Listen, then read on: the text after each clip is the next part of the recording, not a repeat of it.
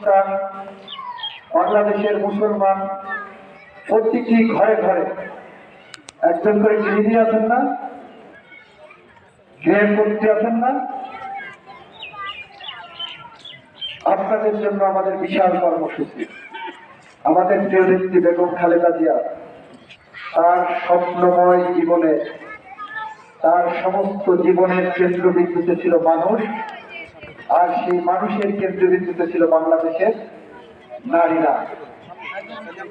বেগম খালেদা জিয়ার প্রথম প্রধানমন্ত্রী, যিনি 1991 সালে ক্ষমতায় এসে বাংলাদেশের নারীদের জন্য সংরক্ষিত মহিলা আসন 30 থেকে 50 করেছিলেন। বেগম খালেদা জিয়ার প্রথম প্রধানমন্ত্রী, যিনি বাংলাদেশের সকল স্কুল কলেজে মেয়েদের শিক্ষার উপর থেকে সমস্ত বেতন প্রত্যাহার করে নিয়েছিলেন। একটা বিদ্যালয়ের মেয়েকে পাঠাবেন, আশেপাশে সরকারি আধা সরকারি বিদ্যালয়, আপনার সন্তানের, আপনার মেয়ে সন্তানের কোনো পড়ার খরচ দিতে হয় না, তাই তো? টিউশন ফি লাগে না। গার্লস স্কুলে পাঠান, এই স্কুলে পাঠান, মেয়েদের টিউশন ফি লাগে না। এটা বেগম খালেদা জিয়া চালু করেছিলেন। এবার 5ই আগস্টের পরে বেগম খালেদা জিয়া তার নেতাদের ডাকলেন, বললেন এবার যদি ক্ষমতায় যায় নারীদের জন্য কিছু করতে হবে। নেতারা বললেন জি ম্যাডাম। কি করতে হবে, কেন করতে হবে, সেটা আর কেউ বলতে পারেন না। বেগম খালেদা জিয়া বললেন নারীদের জন্য ফ্যামিলি কার্ড করতে হবে, যেটা প্রত্যেক গৃহিণীকে টেকনাফ থেকে তেতুলিয়া, রূপসা থেকে পাথরিয়া, দল মত নির্বিশেষে, ধর্ম বর্ণ নির্বিশেষে প্রতিটি গৃহের গৃহিণী পাবেন। বলবেন এখন যে কার্ড নিয়ে, ফ্যামিলি কার্ড নিয়ে কি শরবত গুলায় খাবো? না মা বোনেরা, এই ফ্যামিলি কার্ড আপনাকে স্বাবলম্বী করার জন্য একটা মহৌষধ হয়ে দাঁড়াবে। এই ফ্যামিলি কার্ড প্রতিটা গৃহিণীকে দেওয়া হবে, তার বিনিময়ে তাকে প্রতি মাসে 2500 টাকা বেতন দেওয়া হবে সরকার থেকে। এখন প্রশ্ন করতে পারেন, আমি তো সরকারের চাকরি করি না, আমার কেন দেবে, তাই তো? আপনারা কি করেন সেটা আপনাদের ধারণাও নাই। আপনার এই রাষ্ট্রের জন্য যে সেবা দেন সেটা আপনাদের ধারণার বাইরে। আপনি এই যে একজন ঘরের গৃহিণী, আপনি ঘরের গৃহিণী হিসাবে প্রতিদিন সবার আগে ঘুম থেকে ওঠেন না? সবার আগে ঘুম থেকে উঠে আপনি কি করেন? আপনি বারান্দা ঝাড়ু দেন, ঘরের মাঝে মেঝে ঝাড়ু দিচ্ছেন, তাই না?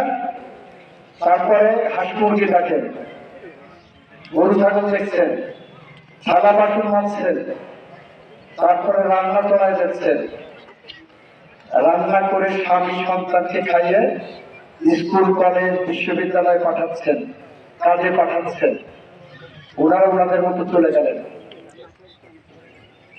এরপরে আপনি কি করছেন? উঠোন ঝাড়ু দিচ্ছেন, ধান বাঁধছেন, ধান ঝাড়ছেন, অন্যান্য কাজ করছেন, কাপড় পরিষ্কার করছেন, খড়ি কুড়াচ্ছেন। এরপর সন্ধ্যার আগ দিয়ে গোসল টোসল করে আবার রাতে রান্না করছেন। এটা বাংলাদেশের প্রতিটি গৃহিণীর দৈনন্দিন কাজ। আর স্বামী মাঠ থেকে বিকালের মধ্যে ফিরে হাত মুখ ধুয়ে দুপুরের খাবার টাবার খেয়ে বিকাল হইলে পাশের বাজারে যে আড্ডা দেবেন, চা খাচ্ছেন, সিনেমা দেখতেছেন, আর রাষ্ট্র উদ্ধার করে দিয়ে সন্ধ্যায় বাড়ি এসে খেয়ে দিয়ে ঘুমাতে যাচ্ছেন। আপনি সবাইকে খাওয়ায় নিজে খাইতে বসছেন। আমি বিশ্বাস করি আপনারা কেউ মাছের ভালো টুকরাটা কখনো নিজের জন্য রাখেন না। মাংসের ভালো টুকরাটা জীবনে কোনোদিন আপনার ভাগ্যের জোটে না, তাই না? এরকম একটি বাংলাদেশের মধ্য দিয়ে আমরা যাচ্ছি। অথচ আপনি বাংলাদেশকে সবচেয়ে বেশি সার্ভিস দিচ্ছেন। আপনি আপনার সংসার আলোকিত করে রেখেছেন, আপনি আপনার সংসার গুছিয়ে রেখেছেন, আপনি আপনার সংসারকে ছায়া দিচ্ছেন। সেই কারণে আপনার সংসার ভালো আছে, উনার সংসার ভালো আছে, উনার সংসার ভালো আছে, তার যার সংসার সেইভাবে গুছিয়ে রেখেছেন বলে এই বাংলাদেশ সুস্থ আছে, ভালো আছে। তাহলে এটা রাষ্ট্রের জন্য এর থেকে বড় সেবা আর কি আছে? আমরা তাই বিশ্বাস করি রাষ্ট্রের একটা দায়বদ্ধতা আছে। সেই দায়বদ্ধতা হলো আপনাদের পাশে দাঁড়ানো, আপনাদের সম্মানিত করা, আপনাদেরকে সম্মান দেখানো। আপনি যে সকাল থেকে সবার আগে ঘুম থেকে উঠে সারাদিন হাড় ভাঙা পরিশ্রম করে সবার মাঝের থেকে